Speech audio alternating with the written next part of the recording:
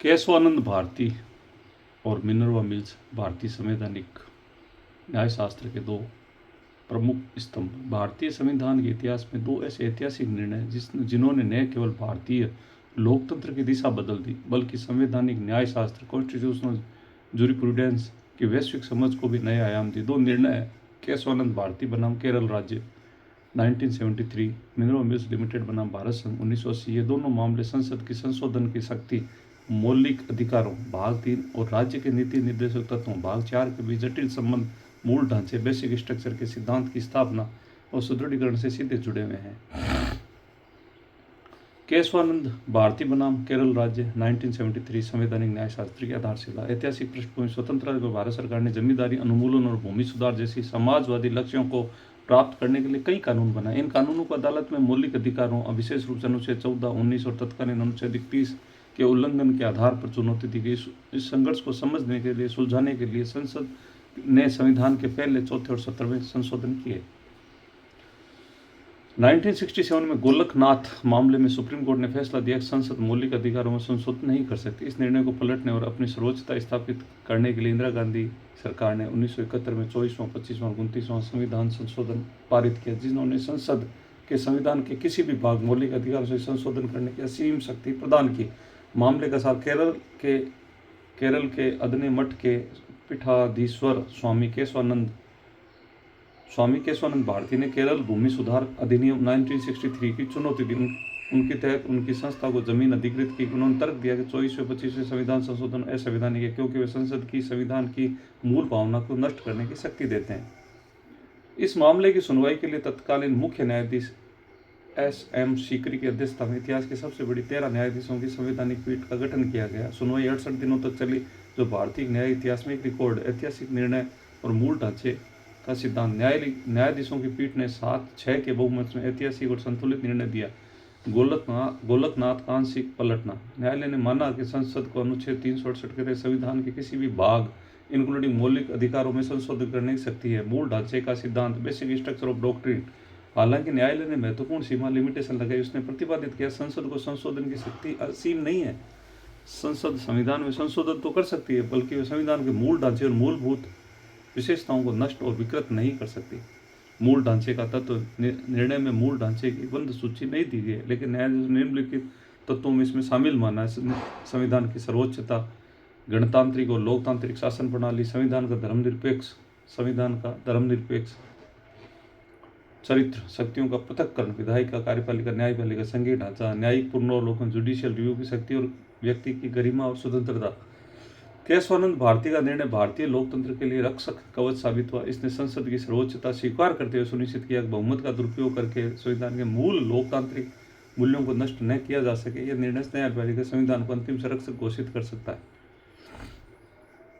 Minerva mills limited बनाम भारत संघ 1980 सामंजस्यपूर्ण निर्माण की पराकाष्ठा। केशवानंद भारती के निर्णय के बाद 1975-77 के आपातकाल इमरजेंसी के द्वारा इंदिरा गांधी ने भारत सरकार 42वां संवैधानिक संशोधन अधिनियम 1976 पारित किया। इसे मिनी कॉन्स्टिट्यूशन भी कहा गया। इस संशोधन ने केशवानंद भारती निर्णय को पलटने का प्रयास किया गया। विशेष रूप से अनुच्छेद 31C में ऐसा संशोधन किया गया कि यदि कोई कानून भाग 4 DPSP के किसी सिद्धांत को लागू करने के लिए बनाया गया है, तो उसने अनुच्छेद 14 समानता और 19 स्वतंत्रता के अधिकार की चुनौती दी जा सकती है। इसके अलावा उसने यह भी जोड़ दिया कि किसी भी संवैधानिक संशोधन को किसी अदालत में किसी भी आधार पर चुनौती नहीं दी जा सकती। मामले का सार, मिनर्वा मिल्स एक टेक्सटाइल कंपनी थी जिसे आपातकाल के दौरान राष्ट्रीयकरण के तहत अधिकृत कर लिया गया था।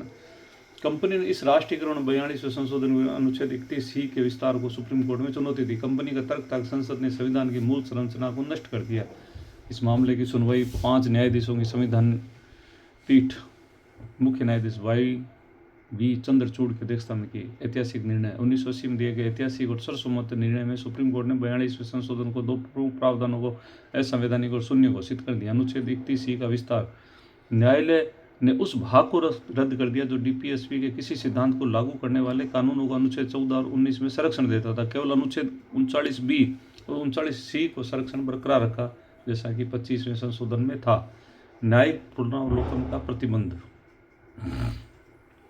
न्यायालय ने उस खंड को रद्द कर दिया जो संवैधानिक संशोधनों को की समीक्षा से बाहर रखता था। न्यायिक तर्क और सुनहरा त्रिभुज, गोल्डन ट्रायंगल। न्यायालय ने अत्यंत गहन दार्शनिक और विधिक विश्लेषण प्रस्तुत किया।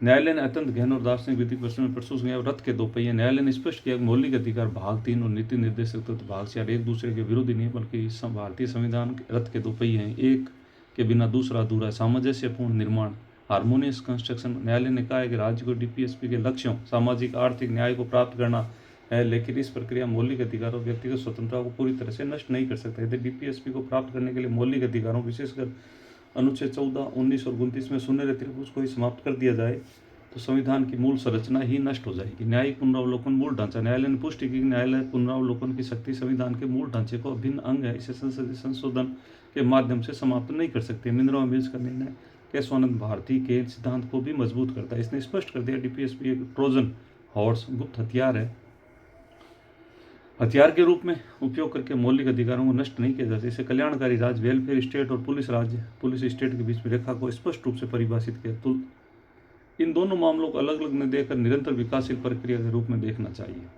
संघर्ष से सामंजस्य की ओर। प्रारंभिक दौर में शंकर प्रसाद, गोलकनाथ में न्यायपालिका और संसद के बीच संघर्ष था। केशवानंद भारती ने इस सिद्धांत संघर्ष को संतुलन में बदला। मिनरवा मिल्स ने संतुलन को सामंजस्यपूर्ण सह अस्तित्व, हार्मोनियस को एग्जिस्टेंस में परिपक्व किया।